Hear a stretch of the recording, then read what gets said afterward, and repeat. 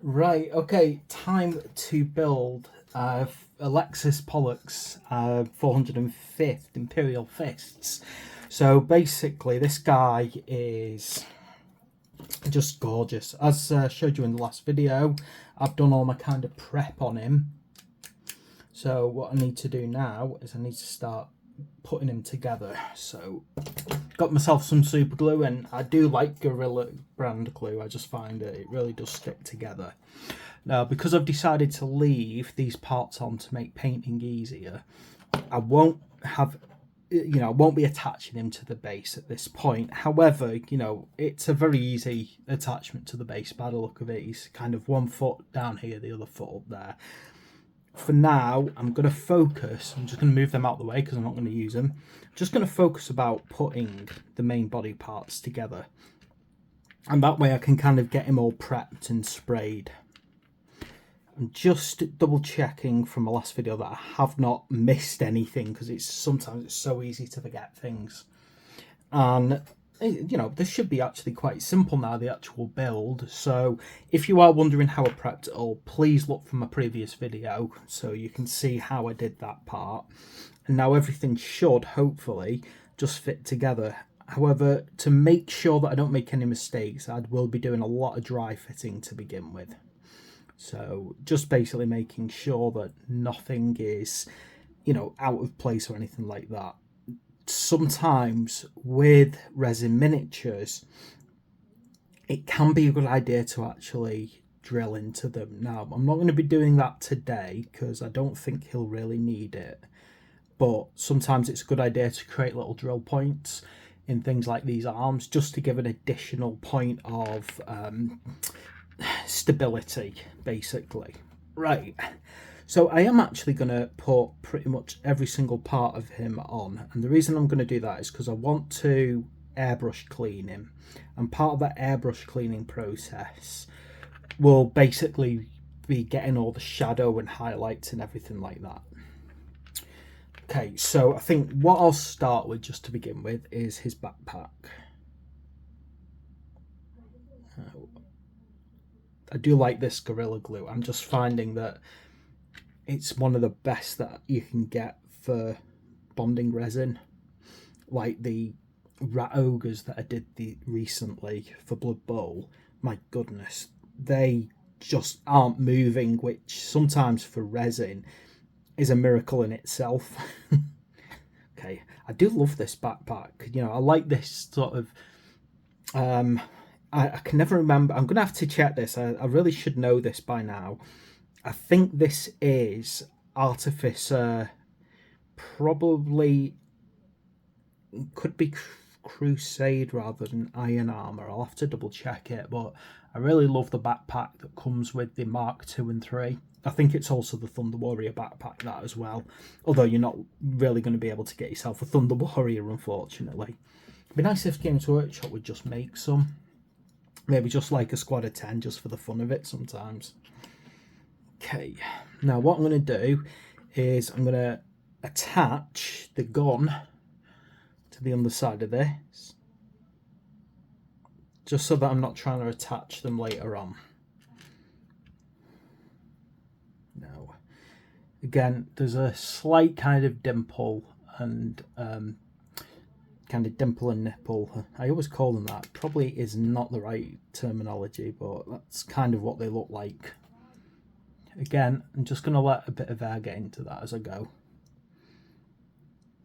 Come on.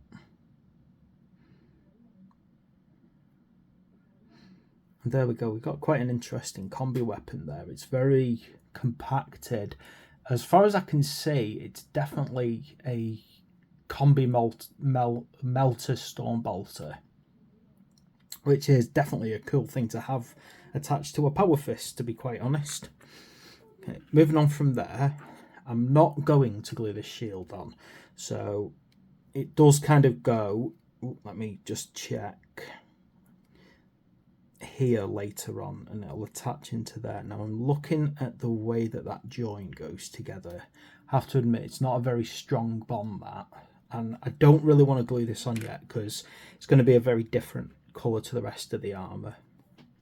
What I do need to make sure though is I'm getting this arm in the right position, because it needs to kind of drop downwards, and then from that downwards position the shield will basically be pointing at a very relaxed position. So it's not in it's not in a guarded position, it's in a very relaxed position, the shield. There we go. Again, sometimes it's a good idea to get yourself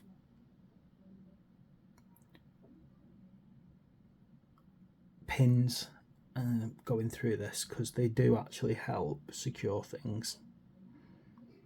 But I just don't want to start drilling right now when I don't really need to. And as I said, I'm using a very strong glue. Just trying to get the position just right. I need to make sure that when that shield rolls across the body, yeah, that's right, that's about where it should go. So it's at a very straight down, very rested position. Okay, now moving across to here.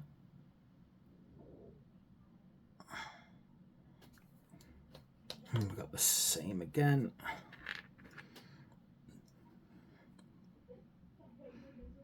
Again, just make sure that we've got it in just the right position here.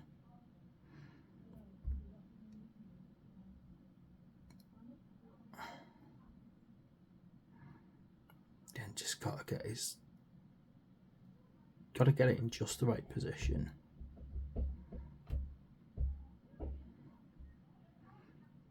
I see it's too far forward, that I need to. You can see it can't really go too far back because it looks very unusual.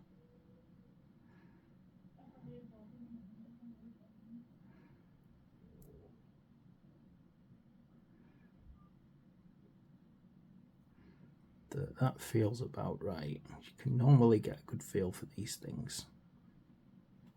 Just having a look actually. So the good thing is it's got this kind of back image to it. So yeah, that looks about right there. No. Yeah, I think his arm's a bit too low though.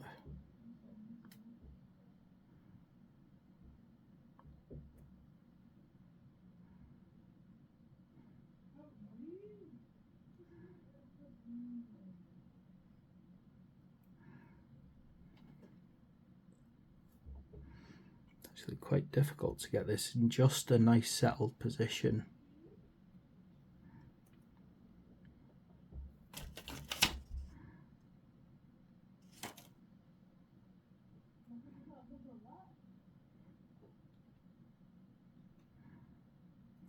So you want it quite high up, but there we go, that feels better. It's just trying to get that perfectly where you want it, but then I'm finding that the shape of the arm is, well, not the arm itself, but the shoulder joint, where it seems to, where I feel it should fit, doesn't quite settle in the way that I would want it to. There we go. Right. Now, what I can do is I can just pop this over the top just to check how it sits.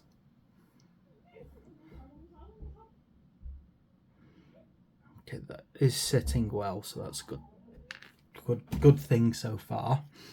Now, I don't want to glue his head on, just purely because I've done this in the past where I've super glued a head. Oh, see, this is why it's sometimes a good idea to pin. Just adds stability and gives it something to rest on while it dries.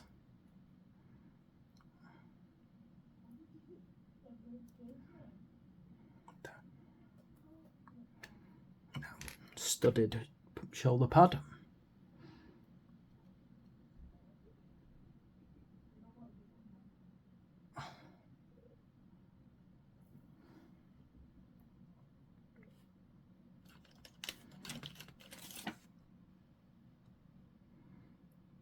Yeah, that's right now.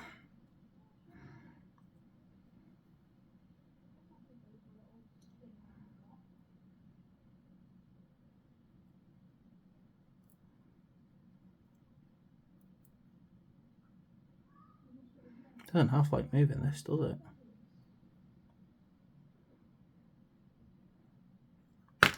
Oh. Come with me.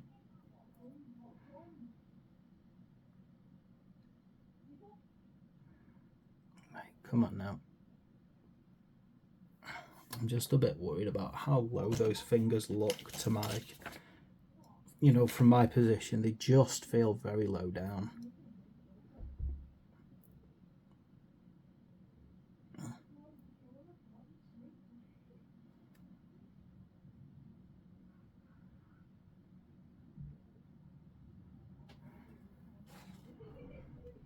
Right.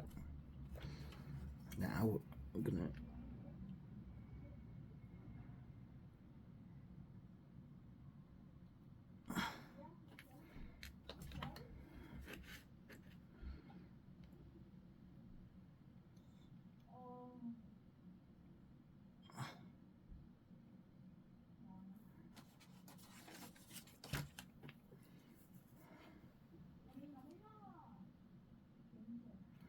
Okay, now that looks all right, that doesn't it? That looks all in a good position.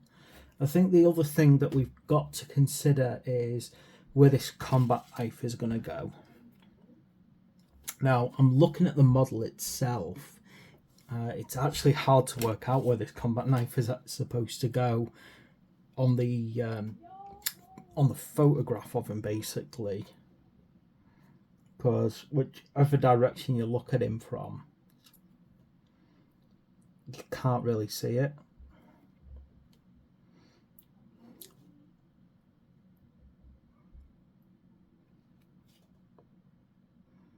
Now, to be honest as well, I'm not going to worry about it either, because I hate painting stuff like that while it's on the model. I'll work out where I want to put that later on. You can see as well it's got a curve to it as well. I'm going to assume, see, based upon what I'm looking at here, it feels like it goes probably on this side of the miniature. That's the obvious comfortable location for it, because anywhere else just feels a bit strange. But I'm not going to put that on yet. Now, this way we can check his shield position. So that's going to glue on quite nicely later onto there. But it's so much easier to paint stuff like the shield off until you're finally doing the final light and shadows. And same with his head. So basically, as much as I would love to put his head on now, because I'm going to be airbrushing, I don't want all of the yellows on his face. That's just going to look very unnatural.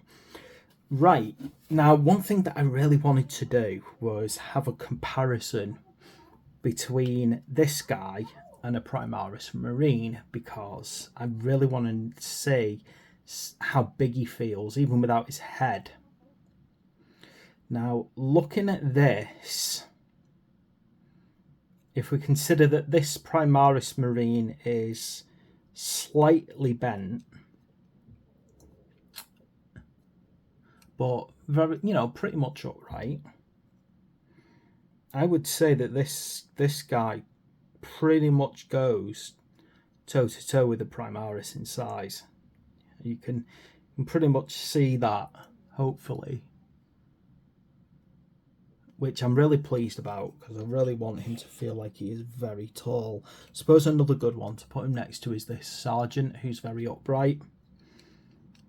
And again, you can just see that he really is a beast of a Space Marine. He is described very clearly as being, very clearly being a large Space Marine. And I think the final scale check, really, he's, well up there next to an actual Horus Heresy Mark 7 Space Marine. which is cool. And then the other thing that you can put next to is these kind of champions, these praetors, I think they're called. And again, you know, they deliberately make the praetors and things bigger to give them a kind of what's it called now, presence on the battlefield. And again, put him back to back with a praetor, and once again he's very much, you know, reaching the same standard. So I'm really pleased with this model overall. I think one of the things that I have heard, it's a criticism that comes across with the Forge World stuff, that sometimes people think the scale's not perfect, but in this case Alexis Polux clearly, you know, is a beefy space marine, and even by the, you know, Forge World where they say it can be slightly smaller, well, in this case I don't believe he is small. I think he's got a good scale. Obviously his head's going to kind of sit in there, so that's not going to really add much height. But there we go. That is how you put together the main body of Alexis Polux. And obviously he's company master of the 405th, future chapter master of the Crimson Fist. I can't wait to paint this guy up. I'm gonna love painting this guy up. I think it's gonna be amazing what I can do with it. I might even attempt to hand paint him with no very minimal airbrushing. So I'm gonna see if I can actually even consider hand painting him and try and get the same effect that I did with an airbrush. I think that'll be really cool if I could get pretty much the same effect that I did with an airbrush, but by hand painting. Anyway, there he is, Alexis Polux, and as I say, I think he's like company master of the 405th. I think he's absolutely gorgeous. I love this miniature, and I can't wait to paint him. So please like and subscribe, and I will see you in the next video.